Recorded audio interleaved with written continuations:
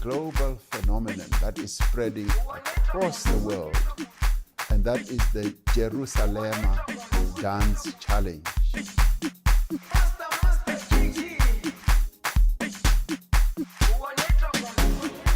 Jerusalema. It was the song that struck a chord in a country and a world in the throes of the COVID-19 lockdown, transcending all boundaries. But 2 years later, Jerusalema is at the center of a bitter legal dispute. Like COVID, it has magnified the problems plaguing society, in this case, the South African music industry, especially when it comes to paying for playing and intellectual property rights. It's time for a new dispensation for the entire creative industry. We're going to turn things around.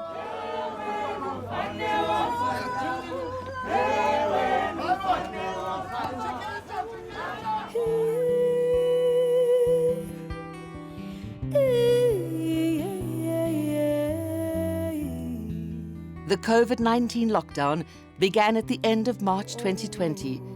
The lights first went out on the lifeblood of the South African creative sector, live performances, causing untold suffering to musicians. It is incredibly hard surviving as a South African artist. Many artists did end up on the streets. Many of them have ended up taking their lives. Many of them right now are not sure of the future, as myself, you know.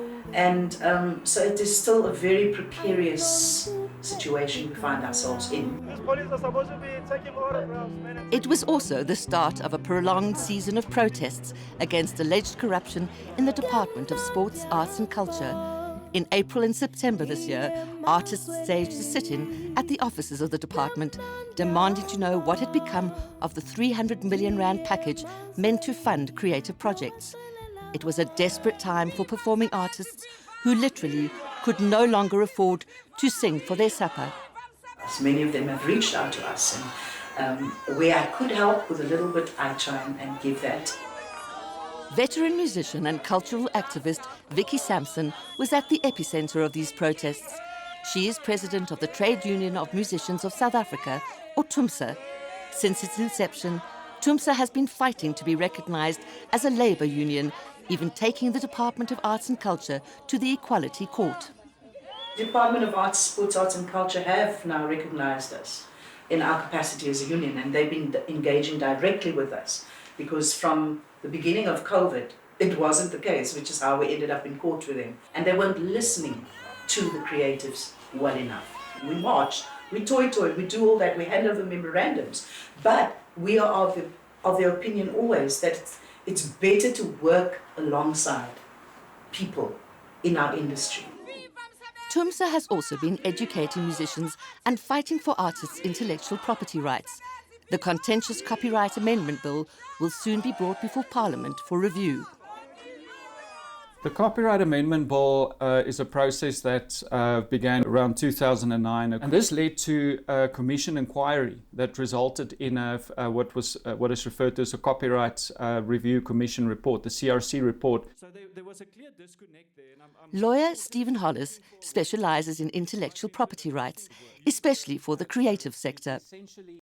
I think artists should not only see themselves as creators, but also as business persons. And copyright is the underlying foundation on which they can protect the works that they create and commercialize it. During 2020, in response to musicians' protests against clauses that do not provide adequate protection of their intellectual property, President Ramaphosa referred the bill back to the National Assembly. And in the middle of this, Jerusalema ignited South Africa and the world. In the middle of a time of the pandemic, when the song sends such a message of togetherness and Ubuntu from Africa to the world. Credited to South African DJ Master KG and featuring South African vocalist Nomcebo, the upbeat gospel-influenced house song was initially released on the 29th of November 2019. By October 2020, Spotify had streamed it 100 million times, and on YouTube it had already 200 million views, potentially earning its creators untold millions in royalties. People may say it's a gospel track. Is it really a But when I gospel was writing the lyrics, I wasn't aware and I didn't do it deliberate. It's all about, believing in myself, being me and, having my style. But the song that emphasized togetherness has now caused deep division over copyright. Nomcebo has accused Open Mic Recording Company, which is Master KG's record label and which is owned by multinational label Warner, of withholding her rightful royalties. And a Limpopo-based musician known as DJ Chamza, together with another DJ called Biblos, are suing Open Mic for copyright infringement and for royalties out of which they insist they have been cheated. They are being represented pro bono by Adams & Adams, a law firm specializing in intellectual property rights. This case is about principle, and it's more than just about money. It's about recognizing the creative contributions made by two artists to a song that has become a global phenomenon, and it doesn't even recognize that DJ Chamza played a role in the production of the song, and that Biblos's voice is pronounced 114 times in the song, and his recording is also used. The complainants allege that although Master KG had invited DJ Chamza to his Midrand recording studio to work on musical beats, Master KG wasn't even present when Jerusalema was conceptualized, but that neither DJ Chamza nor DJ Biblos were credited or paid for their contribution. Open Mic Records have declined to comment on the dispute, but their lawyers say their client reserves the right to take the matter further. It's not a simple case of saying, oh, these people are coming out of the woodwork, my song has now become famous and now they want some money. It at least requires an honest engagement and a constructive engagement to say, to clarify, the value of the creative contributions made and to credit them for being involved in the song and to determine what is a reasonable amount of the profits that were made to be shared with them as key contributors to the song.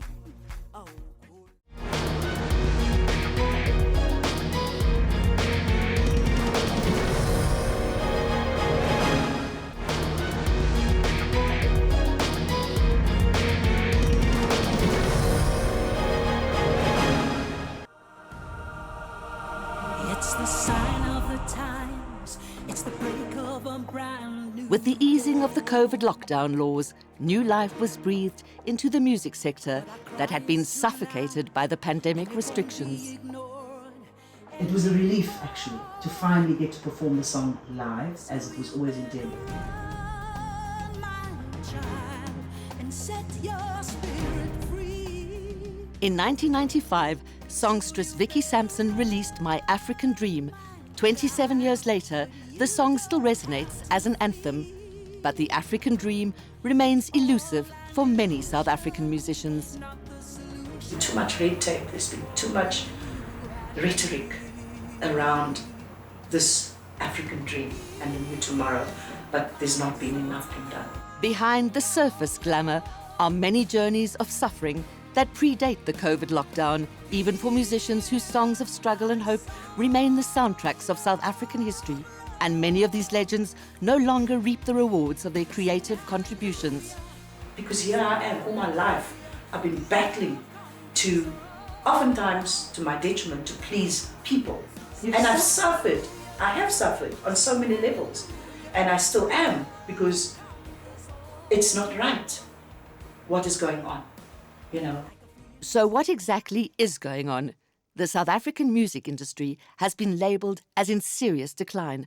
According to a report by the Recording Industry of South Africa, or RISA, the local music industry earned over 450 million rand in total revenues during 2020. Of that, 368 million rand was earned by international record labels, but a mere 88 million was earned by local music companies. 10 years ago, 50% of music played publicly in South Africa was local. Today it is less than 25%. Independent local labels say they are on their knees.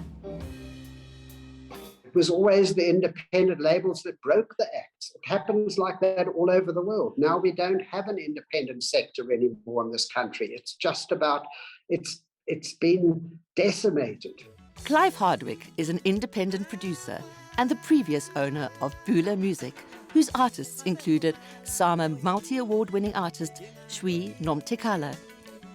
Independent record labels once made up a dynamic sector of South African music, but the industry is now dominated by multinationals like Sony, Warner and Universal.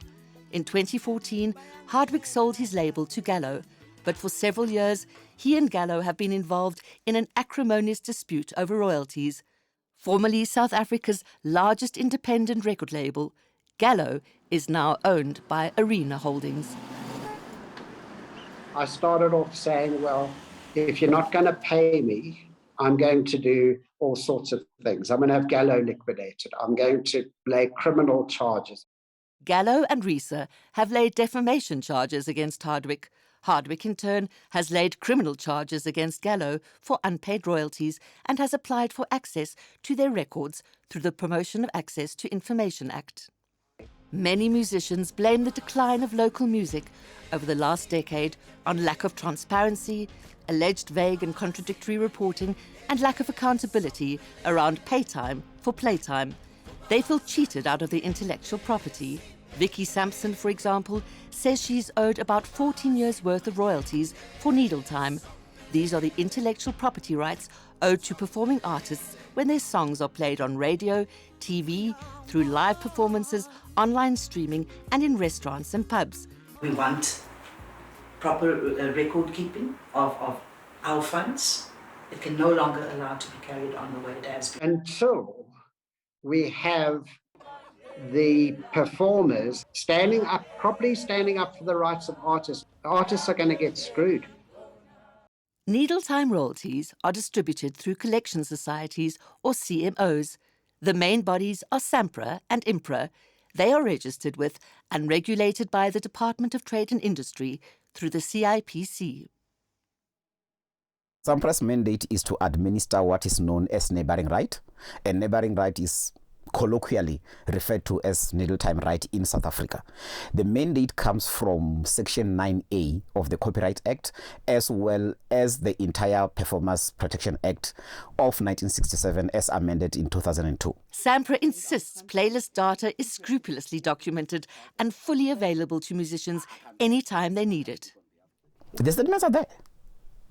Yeah. We have never refused to give anybody information who said, yeah, I've received this amount of money in my account. I want to understand how you made the payment. We will send you we will email you the statement. If you you still don't understand the statement, you can call us. We will explain. We've been doing that. And this is the first time that I'm hearing that some people are saying we are not providing information. That's not true. Unfortunately, I think there's been a huge gap there in accountability when it comes to the record keeping of the music that's been played. As an artist, as a lay person, when it comes to, I'm not a bookkeeper, I'm not an accountant, I'm not a great financial brain or anything, but surely for you, one would think logically, hang on a second, this is now 14 years nearly, going on 14 years, your music is being played over maybe 20 radio stations over a period of a year. Also, like access to how much is it per play, I'm not exactly sure of that situation myself. How much is it per play? Where was it played in store? How many times was it played in store, etc. And we know that we have Radio Monitor now. It hasn't been very forthcoming. They've sent me some sort of a statement, but it's not stating specifics. And a growing number of musicians and producers accuse the collection societies who administer Needle Time of paying themselves the bulk of the money and giving the true creatives mere crumbs. Those are people who are salaried every month. They have benefits, they have pension funds, they have funeral plans. And here we are, the musicians, whom they're supposed to be serving, what this entity was created for. We are still sitting on the outside waiting for handouts. We want a monetary system to be implemented. We want all musicians that are on higher rotation to get their fair share. Musician and producer Selo Chico Twala has collaborated with many legendary artists in the music industry, including, of course, Brenda Fassie. He is one of the most vocal critics of collection societies. The lifestyle of these executives, it's at the expense of the musician. You know, they have medical aids. They have almost everything. We have senior musicians who are struggling, sitting at home, they don't have food, nothing. And this man should be looking after them. No one cares for them. A lot of people think that they must be paid because they are so-called veterans or legends. You don't get paid because of that. You get paid because your music has been used by licensed music users. When they're supposed to deliver on the mandate that they've given the government or where they collect our money, they just take care of themselves, forgetting the musicians. I'm mobilizing to make sure that musicians take care of their own affairs.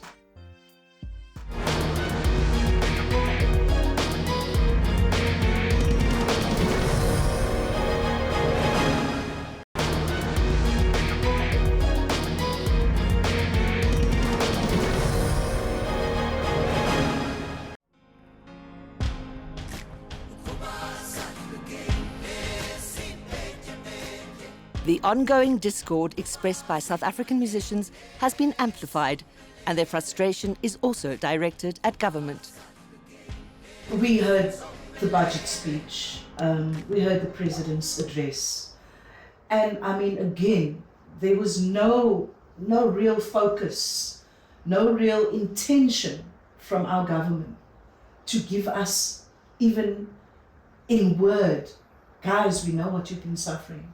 We are going to fix this, we're going to work with you. And sadly, an industry that up until 2019 contributes towards this GDP of this country in the region of 70+ billion, which in our terms also it's a problem because it could be so much more. It could be triple that. It is true that the revenues have been shrinking everywhere. Some of the venues are closing down because they can't keep up, with the overhead costs. So yes, the business is, on a decline, but I think there's opportunities there for us as stakeholders and role players in the industry to offer more opportunities for artists to perform. When it comes to needle time, the SABC is the largest contributor to collection societies. A wide range of allegations have been made against both CMOs by artists. Some have come to the SABC, to ask us to stop paying them until, these things are investigated. But what we have said to them is that our legal obligation is to pay needle time royalties to the CMOs if there is any belief that there is, acts of corruption. They must first of all submit those complaints in writing so that we can register them properly and see if we can assist to investigate them. Artists also say that most of the needle time royalties land up in the hands of the multinational labels that own them. The Copyright Act determines the split. The split is 50% to the record company and 50% to the artist. But when you break down the needle time royalties to performing artists, backup singers, session musicians, and all those who played a central role in the recording of the track, the amount left over can be minimal. There are also allegations that of the almost 200 million rand in royalties collected by SAMPRA in 2020, 41 million rand went to administrative costs, such as salaries. Salaries are just a fraction of the admin cost. There is no way we will be able to go above 20% because the regulations are very clear. They say that the hour cost to income ratio must never exceed 20%. Questions are also being raised about an amount of over 463 million rand that is reflected in the SAMPRA 2020 financial statements. Allegedly, it is owed to United States artists. But because South Africa does not have a reciprocal intellectual property rights treaty with the United States, these funds have remained in SAMPRA's coffers. But that's total assets. And total assets does not mean that we are sitting on undistributed royalties. These funds are supposedly for a music development fund. The good thing is that that money is benefiting local artists, and this is something that is not being acknowledged. So that allegation of 400K that's sitting in their coffers is definitely not coming from SABC, but we don't manage the books of the CMOs. It's CIPC's responsibility to monitor them and to audit them, and if there is anything untoward, to find a way to resolve that with them. No, but the thing is, we've just started paying middle time as the SABC because of the impasse that has been there for many years, from 2014, from the judgment of the Supreme Court of Appeals. We were not able to discharge our responsibility because there was that disagreement between the two CMOs as to who owns what. Artist and producer Selo Chekotwala also says he has been needled by the collection societies, especially IMPRA. We're going to court. We're going to make sure that none of our money goes to IMPRA, especially IMPRA. SAMPRA will deal with them later because there are bigger things coming. So have you already laid charges? I've laid charges against IMPRA. There's a lot of corruption at IMPRA. He says he has laid charges of money laundering, tax evasion and fraud against IMPRA, and that IMPRA has registered scores of shell companies and even non-existent artists on its database. They know that if we can audit them, definitely a lot of them will go to jail. In a written reply to special assignment, IMPRA vigorously denies the claims and says it has not received any notification of criminal charges against it. The battle between the two CMOs now resembles a turf war. SAMPRA was founded in 2007.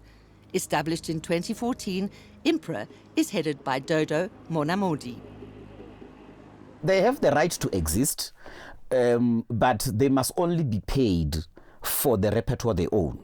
And if we are saying that we own 99% of the repertoire and we have proven that with the SABC, pay them the remaining 1% if it is theirs. Don't pay the money that doesn't belong to them. IMPRA is, accredited and licensed, and what the Copyright Act requires from broadcasters like the SABC is to pay royalties to registered and accredited CMOs. The CMOs operate in quite challenging circumstances most of the time. They can only report accurately to their clients as the users, the licensed users of the music report to them, and quite often that is found to be deeply lacking. When it comes to the collection of music, or in terms of saying which music was performed by who, we have that information. We have a digital independent monitoring system that monitors all radio stations in South Africa, including the SABC. So whether a broadcaster gives us that information or not, it's not the playlist. It's not a big deal because we've got that information. The problem comes with your non-broadcasting services that are paying, but they don't provide the playlists. And that is another thing that costs money. All of this needs much further investigation, but as the volume of disputes amps up, there are clearly lessons to be learned from the conflict surrounding the song that struck a chord throughout the world. The South African music industry desperately needs to get back on track. It's not just about me. It's about the artists out there. Something needs to change, and it needs to happen now because we cannot continue the way we have. That the African dream can become a reality for us all.